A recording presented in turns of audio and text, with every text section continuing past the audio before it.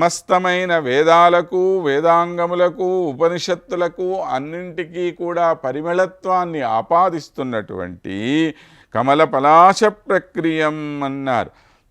తామర పూరేకుల వంటి, అంటే అంత మృదుత్వాన్ని కలిగి ఉన్నటువంటి నీ యొక్క పాదపద్మాలను వందిషీయా అన్నాడు.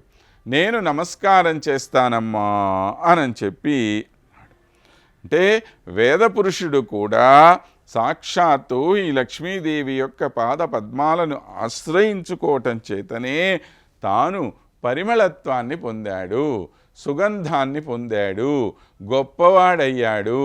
అందరినీ మించినటువంటి వాడిగా వేదం భావింపబడుతున్నది అనంటే కారణమేమి అంటే ఆ వేదాలలో నేరుగా లక్ష్మీదేవి యొక్క వైభవం చెప్పబడి ఉండటము, అన్యాపదేశంగా కూడాను అదే లక్ష్మీదేవి యొక్క మహాత్మ్యాన్ని గురించి చెప్పబడి ఉండటం చేత వేదాలకు కూడా ఒక గొప్పతనమనేది ఆపాదింపబడింది. అది లేకపోతే వేదాలకు కూడా ఏ విధమైనటువంటి గొప్పదనము లేదు. యన్మూర్ధ్ని శృతి శిరస్సు చ భాతి పాదారవిందమరవింద విలోచనస్య అంటారు యామునాచార్యుల వారు. ఆ శ్రీమన్నారాయణుడి యొక్క చరణాలు నా శిరస్సు మీద ఏ విధంగా అయితే ఉన్నాయో అదేవిధంగా వేదపురుషుని యొక్క శిరస్సు మీద కూడా ఉన్నాయి అని చెప్పి అంటున్నారు. అంటే అక్కడ కూడా ఇవే పాదాలు, ఇంత గొప్పగా భావింపబడేటువంటి వేదముల శిరస్సు మీద కూడా అవే పాదాలున్నాయి. అతి సాధారణమైన నా యొక్క శిరస్సు మీద కూడా ఇవే పాదాలు ఉన్నాయి. కనుక అందరికీ ఆశ్రయభూతమైనటువంటివి ఈ పాదములు. కనుక అటువంటి లక్ష్మీదేవి యొక్క పాద పద్మాలని మనందరం కూడా ఆశ్రయించుకొని ఉండాలి. ఆ పాద పద్మాలను స్పృశించటమే మన జన్మకి సార్థక్యం. ఆ అమ్మతో కలిసి ఉండే భాగ్యాన్ని పొందటమే మనందరము కూడా చేయదగినటువంటి పని.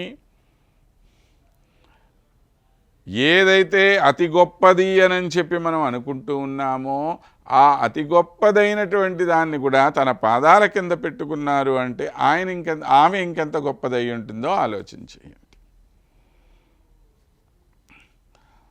మనం అంటుంటాం కదా, మొత్తాన్ని భూమండలం అంతటిని నేను నా కాలి కింద వేసి నలిపేస్తానంటాం. అంటే ఏమి అర్థము? నిజంగా భూమి నీ పాదాల కిందకు వచ్చి పడిపోయిందనే, అంటే నీలో ఉండే గొప్పదనాన్ని అంత గొప్పగా చెప్పుకుంటాం, అంత నలిపేస్తాను నేను. ఏమిటి నలిపేయటం అంటే అర్థము? కాళ్ళ కింద వేసి నొక్కి పడేస్తాను. ఆ నొక్కి పడేయటం అంటే ఏంటి? దీనికన్నా నువ్వు గొప్పవాడు అని చెప్పి నిరూపణ చేసుకోవటం. మరి లక్ష్మీదేవియో ఆమె చెప్పాల్సినటువంటి అవసరం లేదు, జరుగుతున్నది అదే. సమస్తమైనటువంటి సృష్టి అంతా కూడాను ఆమె యొక్క పాద పద్మముల కిందనే ఉన్నది, పైన ఏముంది. కాబట్టి ఇప్పుడు ఎవరు గొప్ప? ప్రత్యేకంగా చెప్పాల్సిన అవసరం ఏముంది? ఇంకా ఆమె గొప్ప అని మనకి చాలా సులభంగా అర్థమైపోతూ ఉండేటువంటి విషయం అన్నమాట.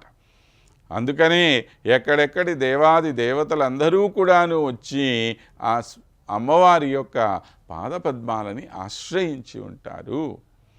వివిధ రూపాలలో ఆశ్రయింపబడేటువంటి తల్లి లక్ష్మీదేవి. అమ్మవారికి ఉన్నటువంటి నామాలు, అమ్మవారికి ఉన్నటువంటి రూపాలు ఇక ఏ ఇతర దేవతకు మన సనాతన సాంప్రదాయంలో లేవు. మీరు గమనించండి, ప్రతి ఊరిలో, ప్రతి పేటలో, ప్రతి పల్లెలో, ప్రతి చోట కూడా అమ్మవారు ఏదో ఒక రూపంలో కొలువై ఉంటుంది. ఈ సాక్షాత్తు శ్రీమన్నారాయణుడికి అన్ని రకాల గుళ్ళు లేవు, అన్ని రకాల పేర్లు లేవు. శివుడికి లేవు అన్ని రకాల గుళ్ళు, అన్ని రకాల పేర్లు.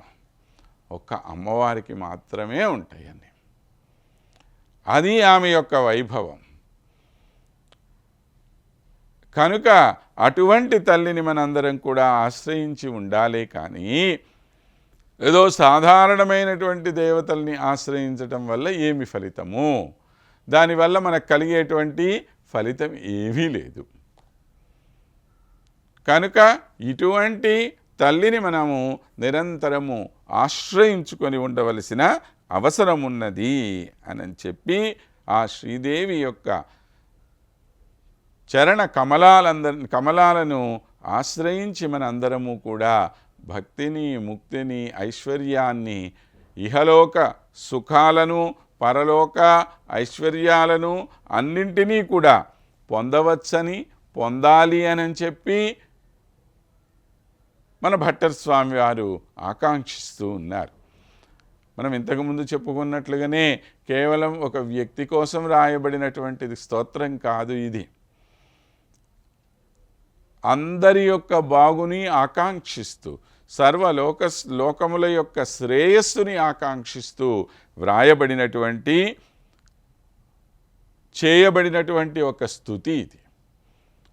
కనుకనే మన అందరినీ కూడా ఆహ్వానిస్తూ అందరము కలిసి ఆ అమ్మని వేడుకుందామని చెప్పి మనకి ఆహ్వానం పలుకుతూ ఉన్నారు. ఆ స్వామితో కలిసి మనందరం కూడా ఆ శ్రీదేవి యొక్క పాద పద్మాలని ఆశ్రయించుకొని ధన్యతను పొందుదామని చెప్పి తెలియచేసుకుంటూ